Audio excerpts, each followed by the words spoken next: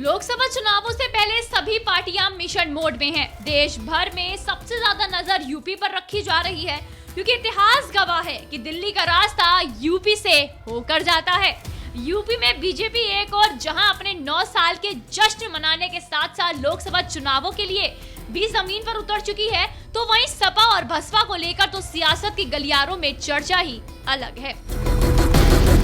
सपा एक तरफ जहां ओबीसी वोटर्स के साथ साथ मुस्लिमों और दलितों को साध रही है, तो वहीं बसपा ने भी अपनी रणनीति बदलते हुए दलितों के साथ साथ मुस्लिम वोटर्स का भी ख्याल रखना शुरू कर दिया है।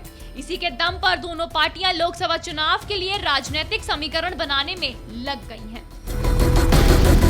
लोकसभा चुनाव के लिए सभी विपक्षी पार्टियां एकजुट होकर पीएम मोदी को सामने कमर कसने का दावा कर रही हैं। बीजेपी के खिलाफ देश भर में विपक्षी एकता का नारा बुलंद किया जा रहा है, लेकिन यूपी में ऐसा होता नहीं दिख रहा।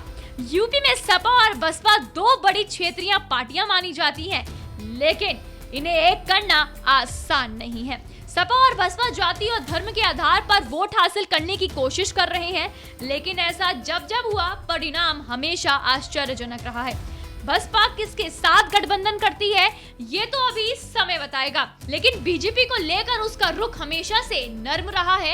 इन हालातों को देखते हुए यूपी में विपक्षी एकता आसान नहीं लगती। गौरतलब है कि बसपा ने एक बार फिर से काशीराम की राह पर चलते हुए वोट हमारा राज तुम्हारा नहीं चलेगा नारा दिया, तो सपा ने 80 हराओ भाजपा हटाओ का नारा दिया है। मायावती पुराने नारे के सहारे दलितों, वंचितों, पिछड़ों में जोश भरकर अपनी खोई ताकत पाना चाहती हैं। ऐसा इसलिए क्योंकि बसपा के लिए परिस्थितियां बदली हुई हैं। साल 2019 के लोकसभा चुनाव में भले ही उसे 10 सीटों पर जीत मिली थी, लेकिन उसके अधिकतर सांसद आज दूसरी पार्टियों के संपर्क में हैं और इस बार उसके साथ सपा भी नहीं है। इसलिए मायावती हर मोर्चे पर मुस्लिमों को साधने की कोशिश में रहती है। निकाय चुनाव में मेयर की 17 सीटों में 11 मुस्लिम उम्मीदवार देकर उनका हितैषी होने का संकेत दे चुकी है। इसके इतर सपा दलितों को साधने में जुटी है। अखिलेश इस जुगत में लगे हैं कि यादव मुस्लिम के साथ दलितों का थोड़ा साथ मिल जाए तो उनके लिए राह थोड़ी आसान हो जाएगी। इसलिए बसपा से आए समाज के नेताओं को अहम जिम्मेदारी देकर उन्हें आगे कर वोट बैंक का साथ पाना चाहते हैं।